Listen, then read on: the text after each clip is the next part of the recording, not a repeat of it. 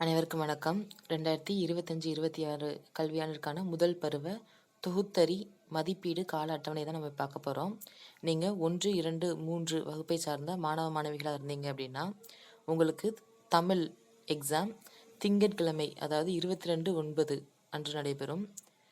அப்புறமா விருப்ப மொழி அதாவது ஆப்ஷனல் லாங்குவேஜ் செவ்வாய்க்கிழமை செப்டம்பர் 23ஆம் தேதி நடைபெறுது. அடுத்ததாக ஆங்கிலம் இங்கிலீஷ் செப்டம்பர் 24ம் மேக்ஸ் அதாவது கணக்கு செப்டம்பர் 25ம் நடக்குது.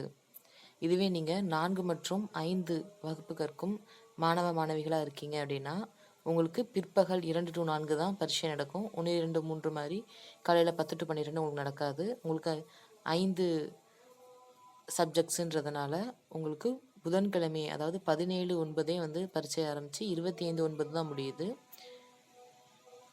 17/9 அன்று தமிழ், 18/9 அன்று ஆங்கிலம், 22/9 அன்று கணக்கு, ஆப்ஷனல் லாங்குவேஜ் 1, 2, 3, 4, 5 எல்லாருக்குமே வந்து 23/9 அன்று தான்.